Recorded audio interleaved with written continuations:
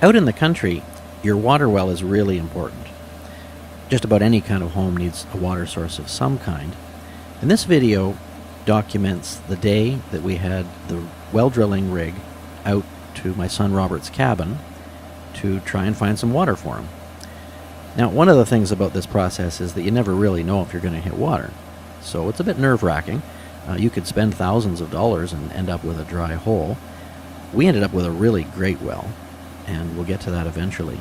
But what I want to share with you now is just the process and how it all unfolded on that day. The thing you see dangling here is the drill bit, or one of two drill bits that are going to be used. This is larger in diameter, and it goes in first to create a slightly larger hole for the metal casing, a metal pipe, that's going to go down later. Here the drilling has started, and you can hear the sort of pounding action of the actual drill rig. It rotates and pounds and pulverizes its way through rock.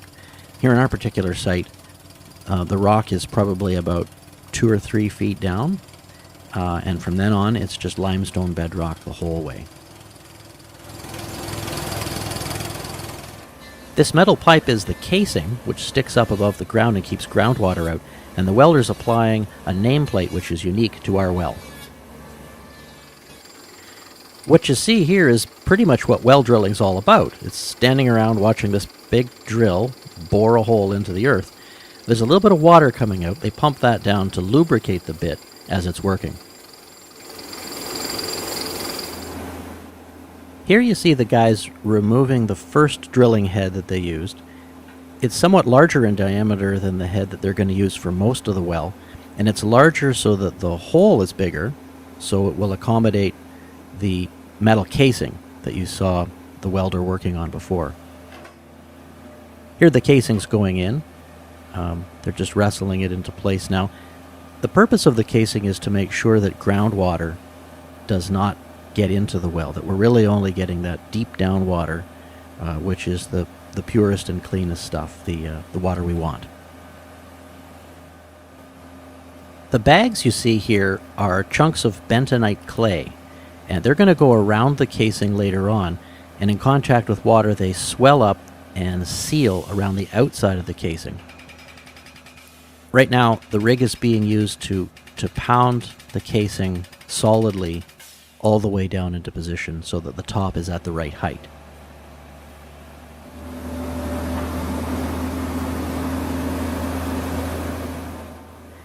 As the rig bores deeper and deeper, additional drill rods need to be added to keep pushing that drilling head down, and that's what you see happening here. There the new drill rod is being moved into position. It threads onto the end of the old one, and then when it's tight, they can remove that wrench and start drilling again, and going down another 20 feet or so until it's time for another drill rod to be added.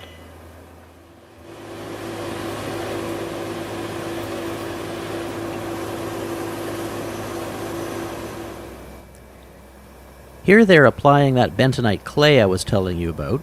It gets filled in around the casing. It looks kind of like gravel when it's in its dried state, but as soon as it comes in contact with water, it starts to swell up, and taken together it forms this impervious seal around the top of the casing. Well, now we've gotten down to the real business of drilling the bulk of the well. This is the kind of operation that you see going on hour after hour, but there's a couple of things I want to point out to you. First, you'll see some water coming out there. That water's not coming from the ground. It's still a dry hole at this stage, but the water's being pumped in from a separate tanker truck, and it lubricates the bit as it's pounding away at the rock at the bottom of the hole. There's also air rushing up. The air is actually what drives the head that does the pulverizing of the rock.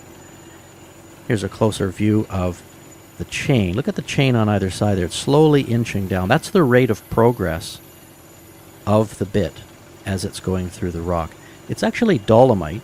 It's fairly hard as sedimentary rock goes, but this thing is no trouble boring right through it. Here's an elevated view of what's going on. And you can see the dust kicked up by the air that's being forced down into the hole to drive the head. When we finally do hit groundwater, that air being pumped down will cause the groundwater to rise up and shoot out, and that's when you know you've hit water. As you can see by the big pile of cuttings on either side of the hole, we've been drilling here for a while. We still haven't hit any water. We're probably down about 120 feet now. The water that is coming out is just the stuff that's been pumped in. But I can tell you that something is about to happen here. I want you to notice the color of the slurry that's coming out of the hole. It's starting to get darker now, and we're starting to get more water coming. The well driller notices that, and he's pointing it out to the camera here because we are actually about to hit some significant water. The first water that we've hit in the whole process. Significantly more water is coming out of the well now than is being pumped down, so we've definitely hit something. The reason that water is coming up all that way from underground is because of the air that's being pumped down to drive the drilling head. When we hit water, the well driller estimated that we were getting a constant flow of probably 40 to 50 gallons a minute, which is a really good flow. We were very fortunate and we're very thankful to have hit this kind of water because, as I said, you really don't know what you're going to hit until you start drilling. The question now remains, how much farther do you keep drilling? Because we've clearly hit good water. We want to go down far enough that we make sure that we really do have some good stuff in large enough quantities. But it is possible to drill too far. Sometimes it happens that if you keep drilling too much, you'll open up an empty rock crack or fissure or something, and then all your water will start flowing down, and you won't actually have any in your well at all. So we're just finishing up the 20-foot long rod here, and then we're going to call it a day. As it turns out, the well ended up being 146 feet deep, and we're looking forward to lots of great water. I know from measuring, too, that the water rose to about 13 feet below the surface of the ground, which is nice and close to the ground, so it makes for easy pumping.